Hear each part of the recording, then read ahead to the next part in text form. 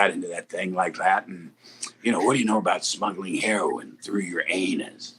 And they're just kind of, and that's where the humor is. Like we said, we've been looking forward to this. We are finally making it happen right now, ladies and gentlemen. Let's bring him to the stream at this time. It is Greg Cummins, everybody. Round of applause, golf claps. How's it going? Yay! Yeah! It's just an hour of us celebrating the whole time, just having fun. Yep. How are you, Greg? This is so exciting. I'm very excited to be here. Thanks, guys. I really appreciate it. It's great to be on your show. I've been looking forward to it. You guys go on. Oh, you're wonderful. So, all right, let's just start right here. Let's start at the very beginning. So we kind of wanted to know, what were you like growing up? What were you like as a kid? Were you always into the acting thing? Did you always have a passion for it? Or what did you think your ultimate journey and destination would have been? Oh, gosh. Well, that's a big one. I dreamed of being an athlete, pro athlete. I mean, that was my goal ever since I was a kid. I love baseball but in seventh grade, I played Scrooge. I got cast in Scrooge. I think I was 12, and I just took to it, and I loved it. But after that, I couldn't do the drama in high school because the only way I was going to get to college was get an athletic scholarship. So sports, especially baseball and football, and then I ended up getting the scholarship to college in football, and then I took acting classes, and acting. I always knew someday I wanted to get in. I had no idea in Northern California, where I grew up, how to get in and all that, but. I just took a lot of theater through a lot of years at college, and a lot of acting, directing, and all that stuff through the drama and theater programs. And when the sports ended for me, about 25 years old professionally, I kicked around. I did some other jobs, and I hated it. So I said, I'm going to go back, finish my degree, and go to a graduate master's program in acting, and really treat it seriously. And after doing years and years of theater, and I did that, and then started working in theater, and then came back to LA, started working my way up, doing low budget TV and films, and kind of slowly worked my way up first couple of years, but it was always something that I enjoyed and wanted to do, and it wasn't until my mid-20s that I thought, okay, this is I want to make this a career, but I did it for fun before that. Right. Well, we're certainly glad you made it a career. Now, you did mention the sports thing, and I'm not going to pretend like Danica and I know a lot about the sports. Are you currently following any teams? Like, who are you rooting for, Greg? Well, I grew up in the East Bay area, so all my teams are Northern California teams. Whatever you grew up with as a child, San Francisco Giants, Oakland A's, Oakland Raiders are now the Las Vegas Raiders. Las Vegas Raiders now. And Oakland A's now are going to Las Vegas, but they were the teams I grew up with. And then, of course, the Golden State Warriors, they were the basketball team. And so anything Northern California, I root for my alumni. I played for Cal Berkeley, Golden Bears, 74 and 75. So I root for them. And then I played for the University of Hawaii. So I'm a huge University of Hawaii Rainbow Warrior fan. And I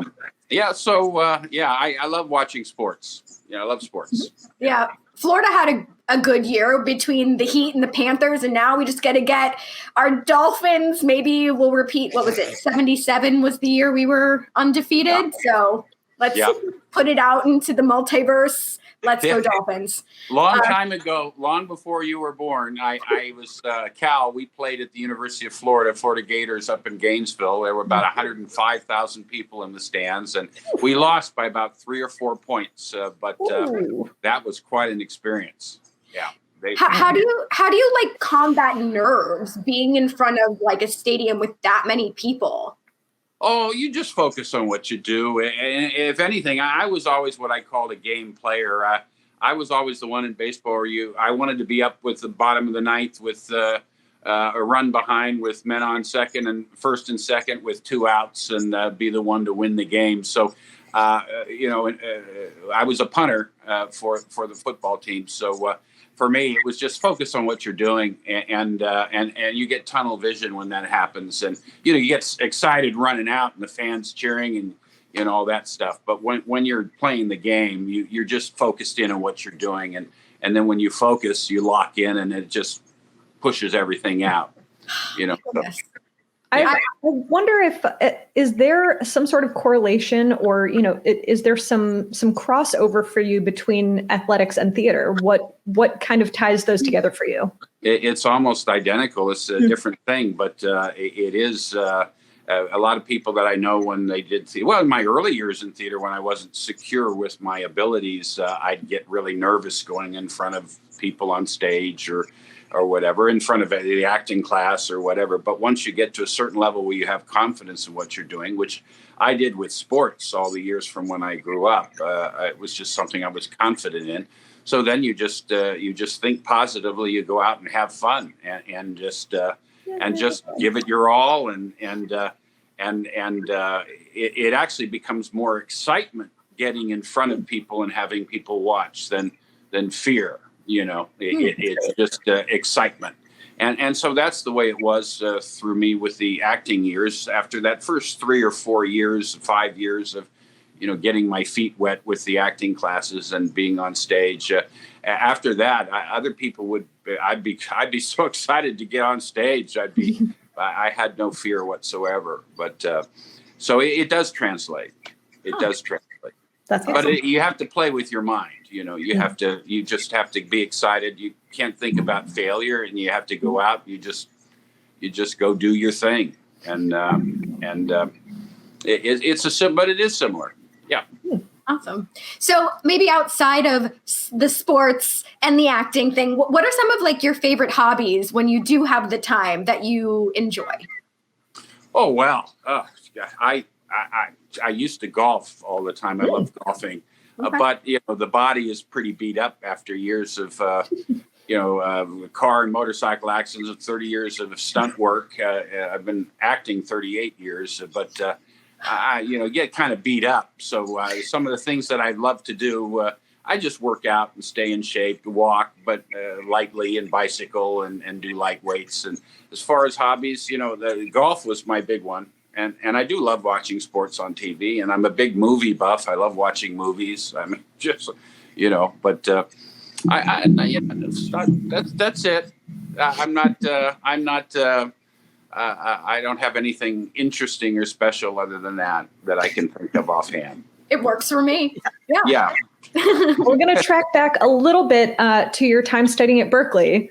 So knowing that you did some studying in theater history, like all of us theater majors had to do you have a favorite time period in theater history, or are there particular plays or playwrights that you really grabbed onto beyond Shakespeare? I think any actor, when you study the classics and you do all that, is Shakespeare is the big thing. I mean, I did all the Greek theater and all the plays, but Shakespeare, Restoration theater, French Restoration, stuff like that.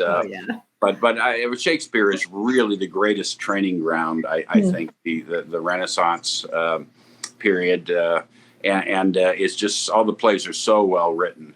It's great training for an actor to find the levels, the musicality, the pacing, everything. It's just I really love that period of time.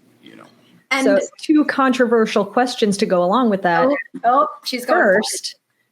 How do you feel about his contemporaries' works? So people like Marlowe or Ben Jonson or Afrabin. That's the first question. I love them. Absolutely love all the 20th century and now 21st century. We've got some great playwrights out there, but there's been some great playwrights through Beckett and Ibsen and oh my God, I used to love a playwright. He did plays, Terrence McNally. There's just so many great playwrights, and And then, Waiting for Godot is probably one of the greatest, we have some amazing playwrights that are out there. And I'm a huge fan. When I got to work with them, I mean, it's like Sam Shepard, when I got to work with him, and, he's, he won what was the award? His one play was it Buried Child? But yes. Yeah. That would be Buried Child. Yep. Yeah. I just loved, there's some, I did another play called, what the heck was it name? I'm blanking on the name. Okay, I can't remember right now. It comes with True West. I know he did True West. Yeah. What was the other play I did of his? I can't remember. I'm just blanking. True West. But when I met him, I was very excited because he's just this nice a person and extremely talented and very successful in films too as an actor. Just a great guy. There's just a lot of people. I mean, I did Brecht and I did all those guys, and stuff like that. I didn't agree with Brecht's theories, play, but that's a whole other conversation. Yeah. Well, the other controversial question is, do you, what are your feelings about the quote unquote birther theory about did Shakespeare write his plays or was he real or not? Yeah. Marlowe, Shakespeare.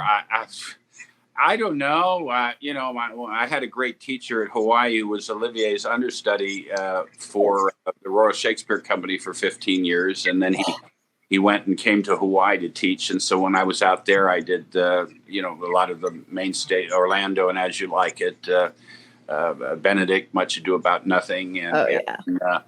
And then I did King. We did Lion and Winter together, and so he really knew Shakespeare inside and out. And he didn't have any feelings. I don't know if Shakespeare is just something that a lot of people incorporated, but it's hard to imagine because the writing, whether it's the histories, the tragedies, the dramas, and the comedies, they're just. They're so well written. I can believe one person did that in the course of his career. I suppose. It's just it's a lot of stuff. But I mean, look at how much Michelangelo. Da Vinci painted. I mean, it's just it's hard to believe one person did all the stuff he did. But it was just amazing, though. Valid. Yeah. What about Greg? What about like theater superstitions? Because we know obviously you do a lot of Shakespeare. You've done a lot of Shakespeare.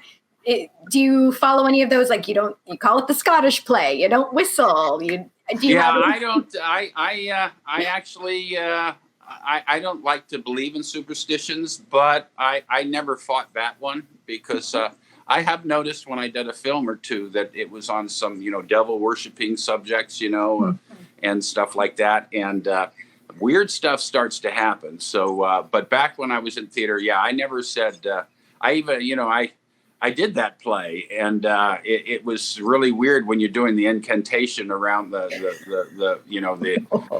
double. I'm not even going to say it. I'm just in trouble. And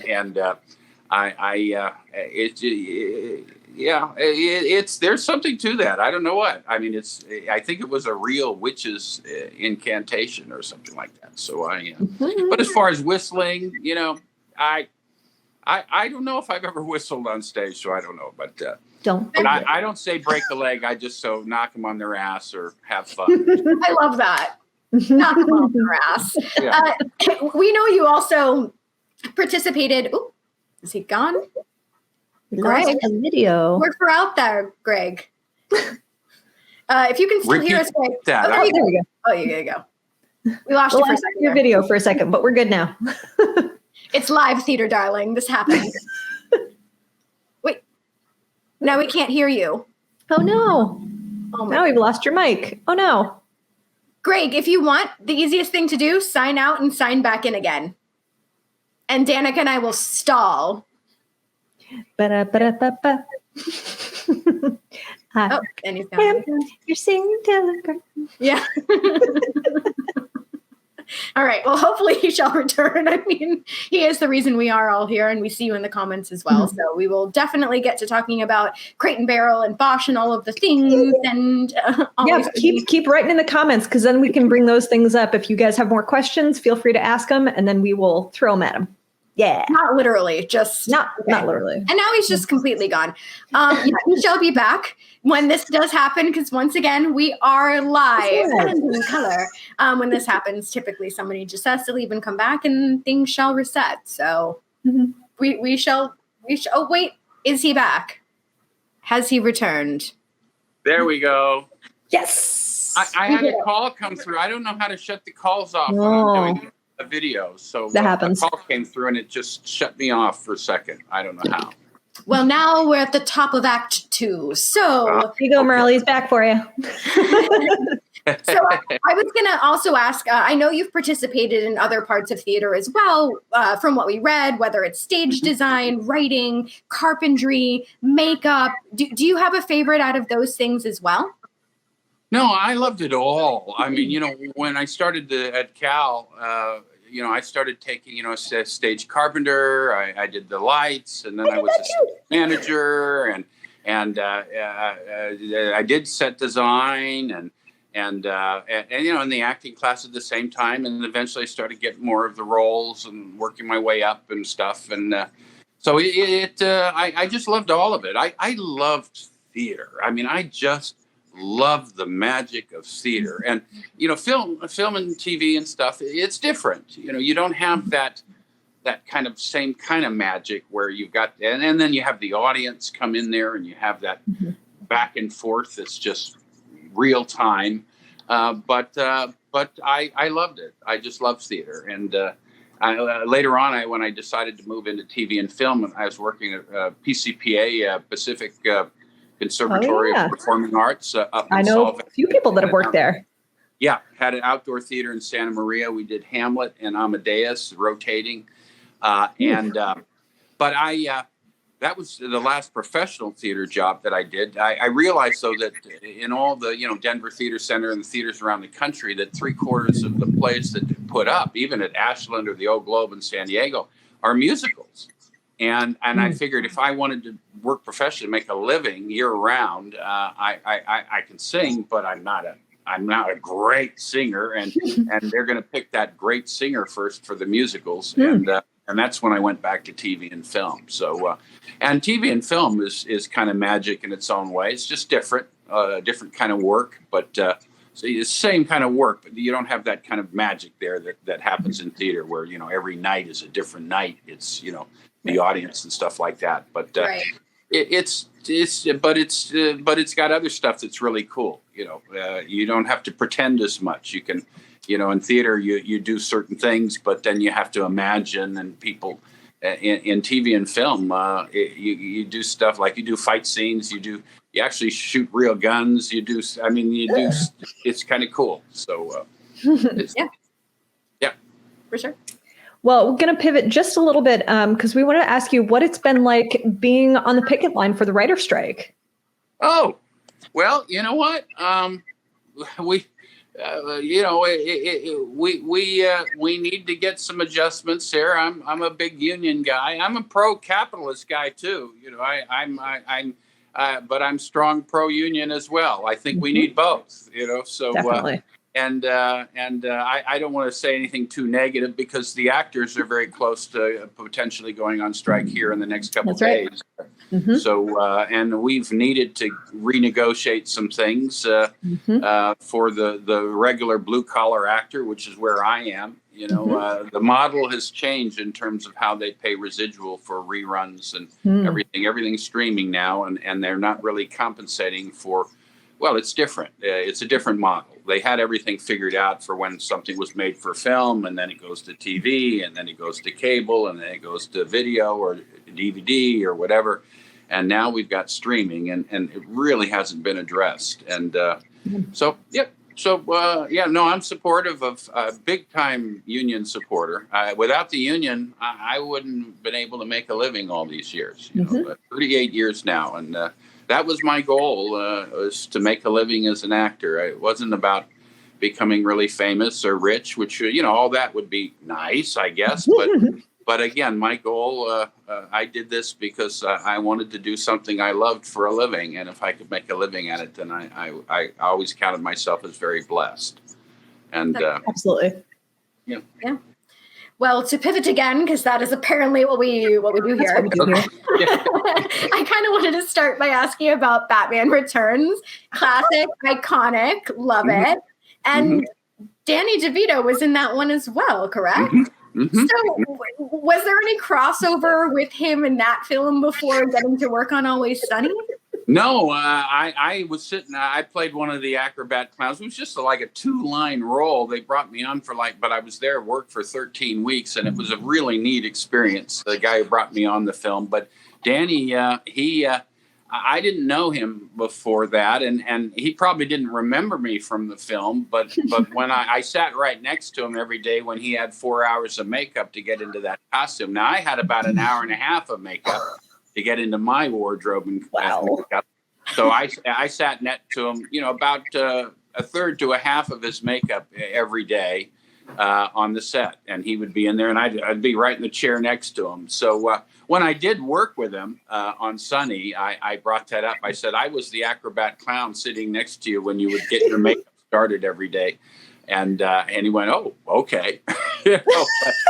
But he's just a nice guy, and but there was no my Sunny job. I had an audition with them, and he had been, I guess, part of the show that second season. But it was really the guys, Rob and Glenn and Charlie, that looked at the audition and decided to cast me in the role. So I didn't meet him until until the second time I worked, the following season. But yeah. So what was that audition like for you? What did they have you do? Oh, probably the scene I did where they were meeting me in the prison for the first time. And what do you know about smuggling heroin through your anus scene? Do not come back here without anything up those asses. But when I read it, they told me later that I was the only one that didn't actually try to be funny. But what I did is I played it just really honest, really serious, and badass and dangerous, but I didn't try to be funny. I figured the humor would come out of me being real and badass and whatever, and a little intimidating, and let them play off of it. And that's where the humor would come from. And it turned out that's the way I kind of chose to do it in the audition.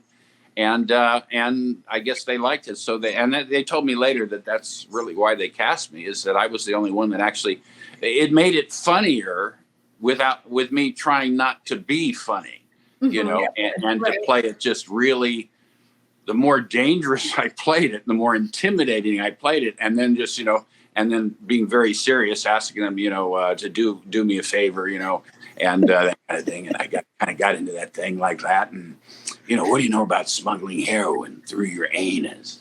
And they're just kind of,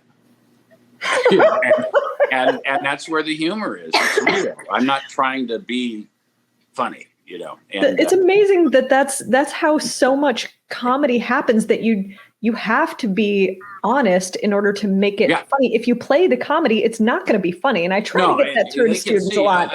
Anybody with a good eye can see when you're acting and you're doing it and you're thinking it's funny while you're doing it. I mean, there are a few things where it works, like Carol Burnett's show or things like that, where people are cracking up and it's, high farcical comedy and everybody's in on the joke and you're in on the joke and all that. But in most things, the humor comes out of just people. Maybe it's a heightened intensity, or a lower intensity than normal, where you choose to make the circumstances of your objective higher. So, but if it doesn't come from a real place, it's just a bunch of people acting like, where you can see they're trying to be funny and it's just not funny. So it's good when it comes out of a reality based. It really has to. And let the situation determine the humor, but also when you just did those lines, I just saw you switch into the character. Oh, yeah. And that was magic. I'm like, so magic. Yes, whatever you say. Yeah, that was brilliant. Brilliant. Yeah, I love doing it. But yeah, I just did a little thing. It's just change it up a little bit, and then I'm thinking, what do I'm going to kill this guy, whatever. And I'm just badass. And then I want something from you, so I just change it a little bit. So I can change the voice a little bit, and I can change the thing, but it's just working different things in your head to make it, so it's still believable, and it's not just somebody lowering their voice and, that kind of thing. But and that intensity is so intense. I love it. So out of curiosity, because obviously the character has tattoos, do you have any tattoos, Greg? No, not for you. Okay. No, I don't. A lot of fans, they get upset when I say it, but no. Dad was a military guy, and he said the officers, he graduated from Annapolis, the officers do not get tattoos. But I just never had the desire to do it. But that's okay. Yeah. Yeah. No. Danica and I have enough for the three of us. So there you go. You know what I mean? My niece Sarah, if she's watching, Sarah has a lot of tattoos, and she's beautiful, and I love her very, very much. Oh, emotional. So obviously, the episode Mac finds his pride, absolutely iconic, and then Luther's reaction to Mac's dance. What was kind of like going through your mind watching that scene play out? Because obviously very different than anything else on the show. It was never seen before. It hasn't been done again. So what was that moment like playing out for you? Well, I'll tell you what that was like. They showed it a few times to the prisoners as we were all sitting there watching. They had done it already, and they showed it on a big screen, the dance sequence. Brought a tear to my eye, when the camera wasn't on me. They just wanted to show it to us the first time with the camera off. I begged them. I begged Charlie, who was Charlie and Rob were there that day. And they were kind of both directing, watching everything going on. And I said, oh, come on, guys. You're going to make me, after what he just did, you're going to make me get up and walk out of him in the middle of it and act like a jerk and still not accept him. And they said, yeah, we can't have you accepting him. He has to find himself without his dad's approval. And I went, oh, geez, because I was really touched by it. It was really, it was amazing. And everybody, we had all these guys, the prisoners and all that stuff who were extras and stuff like that. But the whole room was just, when the heartbeat goes down, dun, dun, dun, and it almost goes to stopping, and Dad leaves, and then all of a sudden, dun, dun, dun, dun, dun, dun, and he started coming alive again and dancing, and it was just like it was really touching. Really touching. So it was really hard for me to, but that's acting. I still had to, be disgusted at my son up there embarrassing me, and get out of there and walk out on him. But it wasn't easy. I appreciated the whole sequence. It was really a touching show. I thought it was wonderful. I just had to be the bad guy. Mm-hmm. Someone has to do it. That's right. Danica? Oh, yes. Yes, of course. That being then, I have to agree with Jude. The fact that scene was not nominated for a major award is absolutely criminal. Mm-hmm. Highly agree. Yes. But so, of course, you also then took on the role of Donald, who seems to be apparently a much better father. Yeah. So what's it like going from the one extreme character of Luther going into Donald, and especially being on the same show? Like, what's that transition like for you? Oh, it's easy. It's fine. They originally wanted to be Donald's twin brother, but they called me 10 days before we were going to shoot the scene. And I go, oh my God, I had surgery. I gained like 45 pounds. So I'm about 20 pounds more than I am now. And I just was so fat. And I wanted it to look exactly like Luther, shaved with no tattoos. And I think that's what but I was overweight. But it's not hard changing up because Luther's a character. Luther is a very teensy part of me, and so I just kind of grabbed another part of me, which is more of Greg. But I wanted to play him a little more very, very sensitive, maybe a little more, a little more, effeminate, but then we toned it down a little bit because he didn't want to make it seem like he was not liking me. Mac was not liking me because I was too effeminate. So, but there is in the script, where I am very much like maybe Mac was. I was sensitive or whatever, and so I played him, and I just kind of did myself, and I just played him just like I'm kind of doing now, where I just, I'm just a sensitive guy, and I know sensitive guys, that are not. You don't have to be big and macho all the time. I know people that are very sensitive in their guys, so I just played him like me, but extremely sensitive, and so I just started talking like this, and it just came out of me, and Mac, and we could do this, and and I could do this. Oh, I made peace, and it just I just want to make note of that little vocal change, because it seems so. I mean, obviously it's very natural, but it also seems like it's just such a small adjustment, but it makes such a huge difference between those characters. Yeah, it is. I have an old story where. When I was in graduate school, they never let me play the gregarious macho leading man because I was kind of like that already. So they always made me play the character roles. So after exploring all the different sides of myself for years, I had an audition years ago for a film. It was a low budget film before I got in the union. And they messed the slate up. And I read for the lead bad guy. It was called Dead End City. And I read for the lead bad guy. And I slicked my hair back and had about 5 or 6 days beard growth. And, so I was looking really ratty. And then, so the character was, dangerous. And, so I kind of slowed my movements down. I talked a little lower register. When you expect me to get mad, I wouldn't get mad. I give a little smile, a little wink, And then when you didn't expect me to blow, then I'd blow like that, and I'd put people back in their chairs, just scared the crap out of them. So I played for the lead bad guy, and then I blow dried my hair, got some sun, shaved my beard, went back and had a little more of my personality, where I played the gregarious leading man, kind of the Harrison Ford, Mel Gibson, whatever leading man kind of thing. Talked more like this, and I was tough and rugged, whatever. But I just let another side of my personality come out. They mixed the slates up, and the first call I got was for me. They said, "Hey, we cast you as the lead bad guy for Dead End City," and I go, "Okay, that's great, thank you." Okay, and about an hour later, I get a call, and they say, "Well, we cast you as the leading man for the same film." They called me for both roles.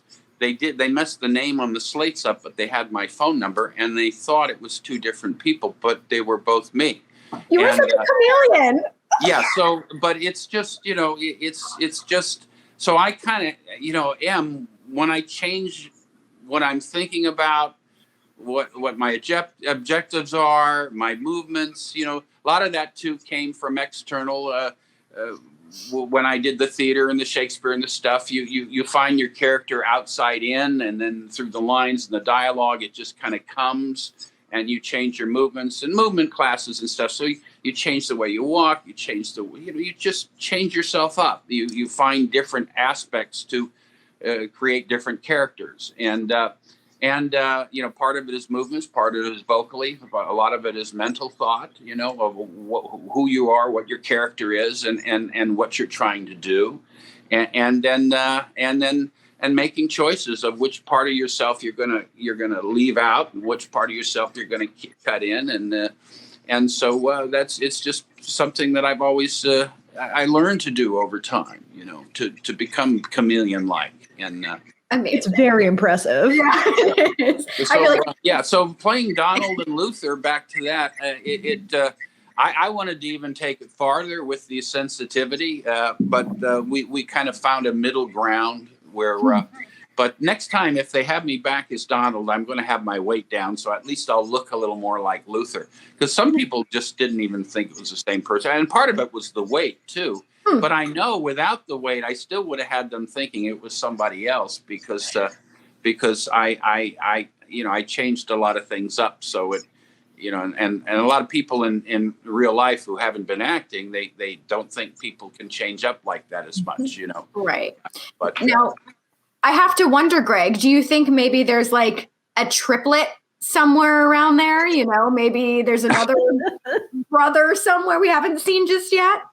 Can you imagine? Oh, yeah. Wouldn't that be nice? What I'd love to do, and I threw it out there, but, who knows? I just love to see, if I get the weight right, then I'd love to see Luther and Donald McDonald and Luther in the same scene talking to each other.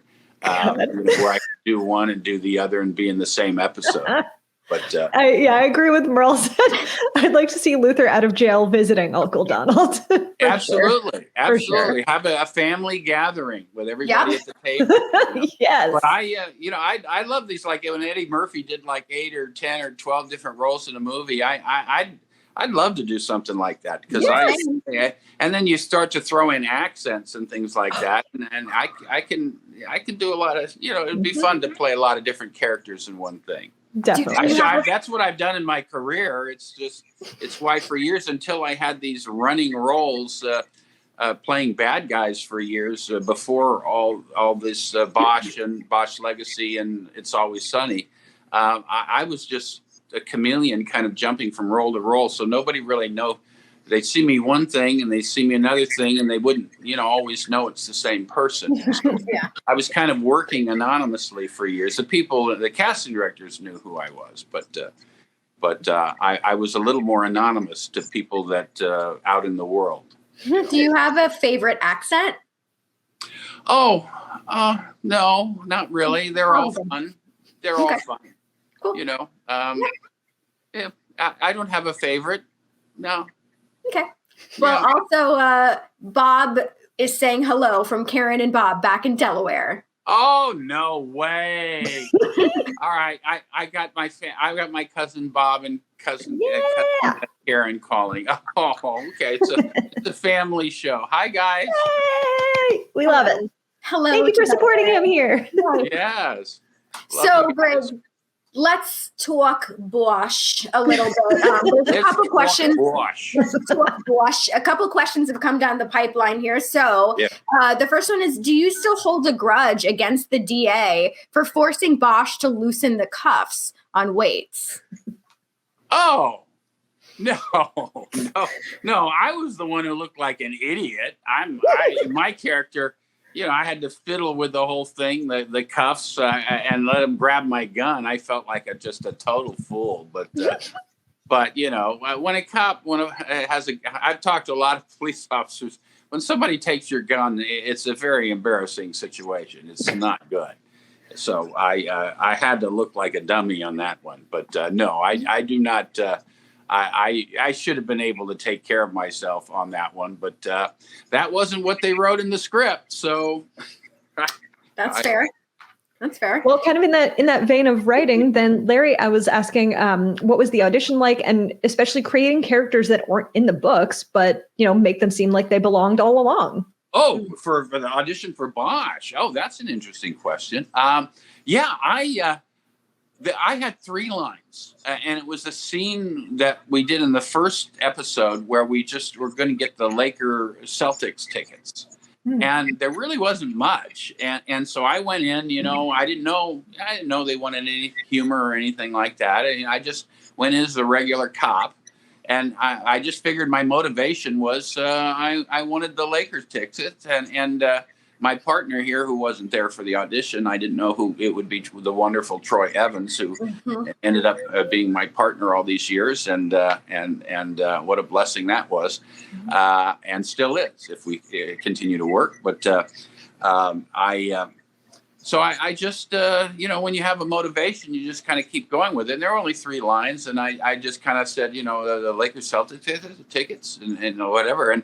And then he grabs it in the scene away from me. And I go, oh, he's going, well, I don't, we might not want to do this. And I want to go to the Lakers Celtics game. So they pulled the tickets back. And my last line was, give me the tickets, give me the tickets.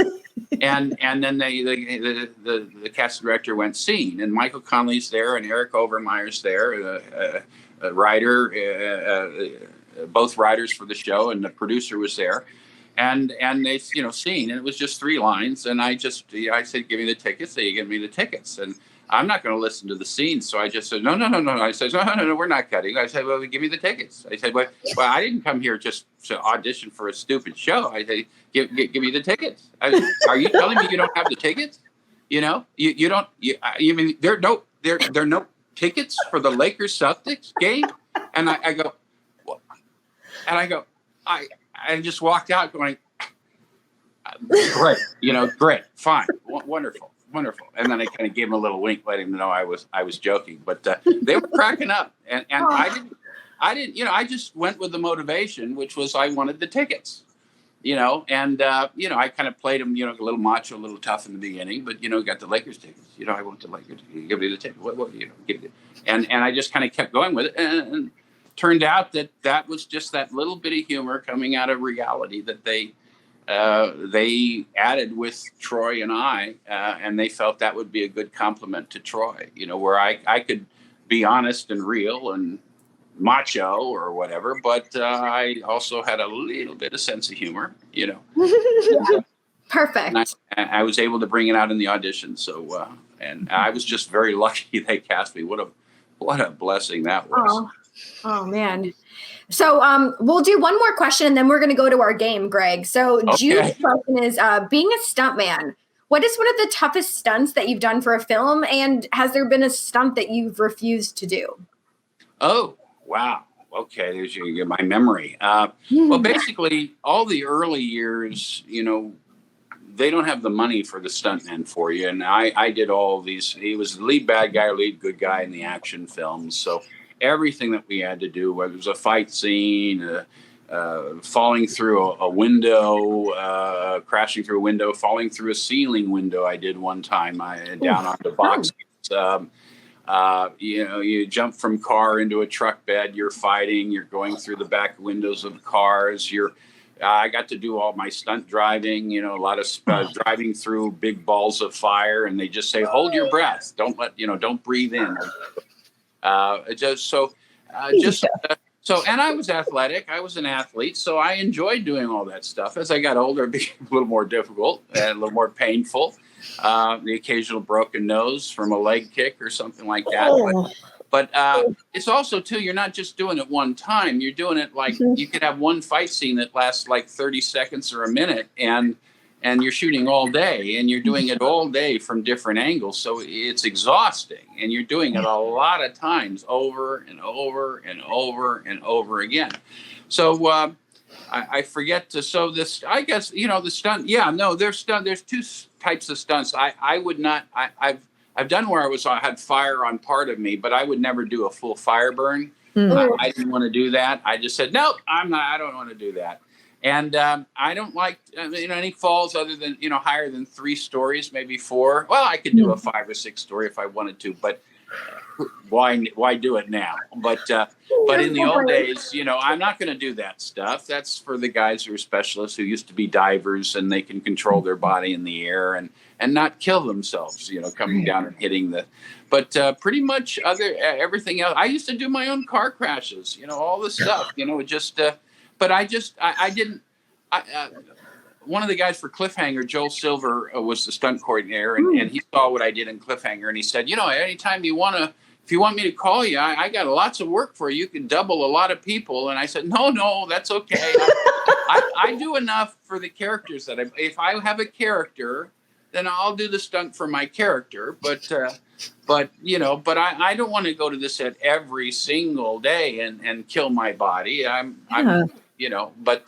So, there's I don't know if there's a stunt that I did that was worse than others. No, any stunt that I did, I agreed to do. I felt capable of doing it. So it's just, throwing windows, just, no, just no high falls and no full fire burns. That's all. That's fair. Yeah. Makes sense. We promise we won't make you do those. And now that I'm older, I'm going, okay, bring on the stuntman. I'm fine with it. I have no machismo thing. Come on. I could do that. I could do everything when I was younger, and now I hit a point where, no, you just bring them on. Hey, earn your money, do your thing, work smarter. Mm-hmm. Yeah, they've still got other tendons in place, probably. I'm beat up. Yeah. Oh. Well, I don't have that macho thing anymore where I've got to do everything anymore. Yeah. Good. I just, my job is just to be incredibly good looking, and they can do all that stuff. And you're doing a great job. Mm-hmm. So I know. That's all you got to worry about. I know. Thank you. That's why I have no acting ability whatsoever. We won't tell anybody. 38 years of working on my incredibly good looks, and I'm good with that. Preach. Amen. Hell, we're right there with you. Yeah. So, Greg, we have a game we're going to play. This is a game of Would You Rather. There is no wrong answers, and whatever you pick is the correct answer. So we're going to bring up our graphic, and Danica is going to get this game started. So, Miss D. Would you rather? Okay. Yeah. Oh, yes. Yeah. So go ahead, Danica. Yes, you can explain as much or as little as you'd like. So, would you rather be in a production of Hamlet with Rob and you would be playing, if Rob is playing Hamlet, that you would be playing his dad, so ghost Hamlet dad? Mm-hmm. Or would you rather be in Henry V opposite Danny DeVito as the Dauphin? Well, why do I have to choose one? I want to do both. Let's do both then. That's no fair. Let's do both. Well, I'll direct him. It's fine. We'll do both. I want to do both. I have to pick one or the other. No, we can give you a mulligan. You can do both. Yeah, this is I'd love to do both. I mean, I'd say Henry V just because it's a better role. But how could I wouldn't turn either down. I'd want to do both of them. Okay. And I would happily watch both of those. Okay. So, all right. So far, so good. All right. Here's the next one. Would you rather wear a vampire prosthetic once a week or dress like the acrobatic clown thug once a week? Oh, well, I think the makeup for the is easier for the clown thug once a week. That's spent a lot more time to put that in, but it's fun to get in that makeup, though. I got to tell you, but it is a pain in the butt if I were to do it every day. Once a week, still though, that's a pain. So I pick the acrobat clown. Okay, great choice. Amazing choice. Okay, see, we made a choice. There we go. All right. Yeah. Danica, you got the next one. All right. Would you rather play all of your future roles based on Commedia's Pantalone? Yes. Or play all of your future roles based on Dottore?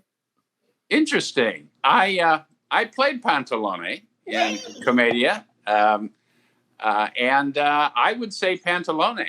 Yes. Oh, you want to be a lecherous old man? Got it. Yes. That was fun. Okay. Great. Yes. We're doing good here. Okay.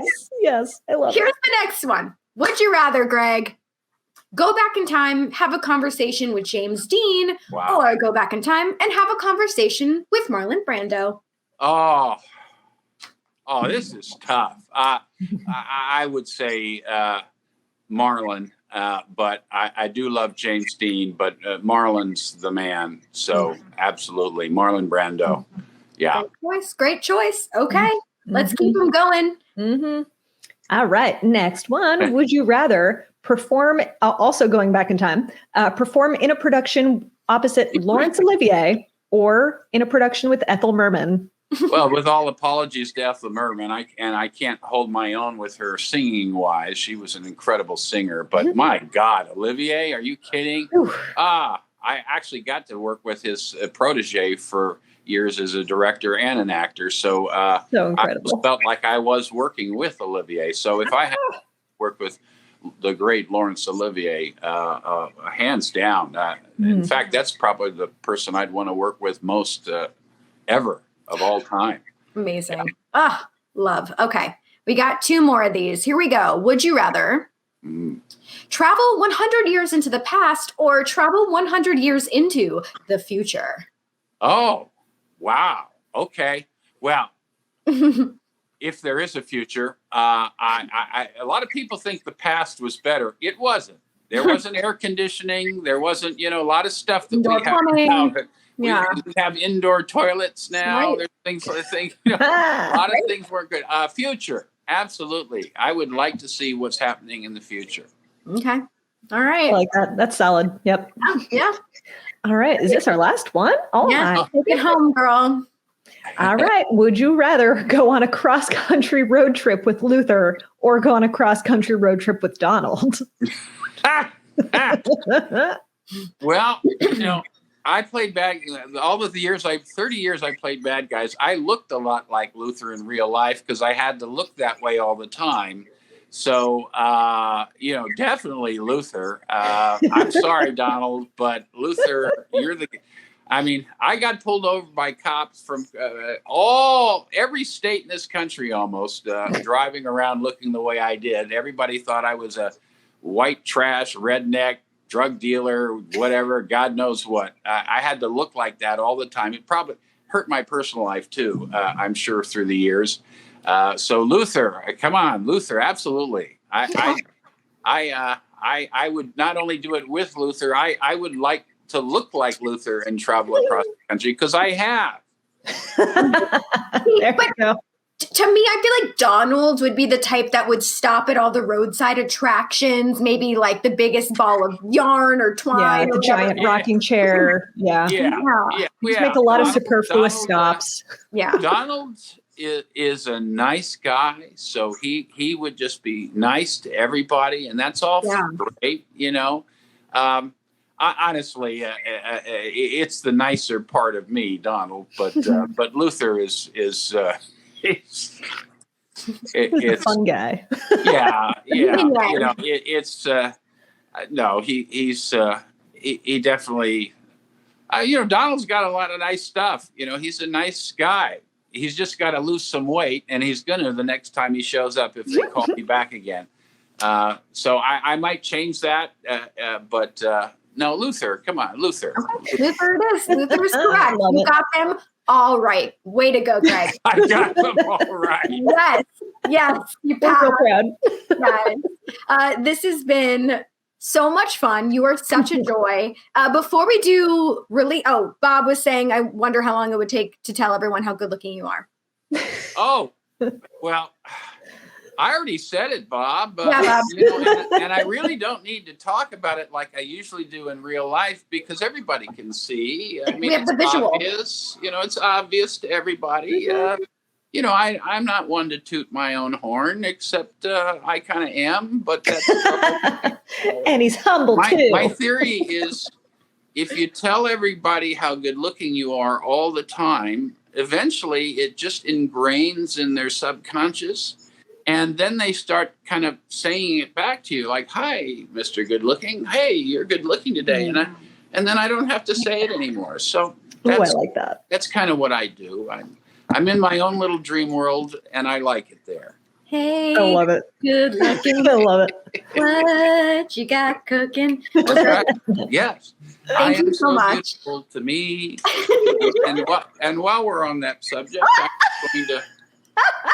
going to gorgeous. Oh, I love you. I love you. I just, yeah. That's amazing. I love it. You are such a delight. This has been so much fun. Thank you so much. Before we release you back into the real world, or maybe 100 years into the future, can you want to? Any final thoughts you want to leave us with here today? Well, first of all, thanks for having me, ladies. I really enjoyed it. You guys are wonderful. I think you're just super talented. And Thank you. I wanted to say to everyone out there, I have a final thought. I just there's a lot of craziness in this world. There's a lot of people doing bad things, a lot of stuff going on. It's crazy. It's dangerous. Everyone just do the best you can to be a good person and to do good, to be a giving person, to make the world a better place in whatever way you can, in whatever small way. It doesn't matter. Just make the world a better place, and that's really all I want to say about that. Well, awesome. And we just have to make sure with our producer that we got the soundbite where he was saying how wonderful we are. We just need to make sure we got that clip. We got it. We're good. Awesome. Greg, thank you so much. We absolutely adore you. You are our chameleon, and hopefully we get to do this again soon. Thanks so much. Thanks so much. Yay. Well, for everyone watching, have a wonderful rest of your day, and we'll see you guys real soon. Au revoir. Bye.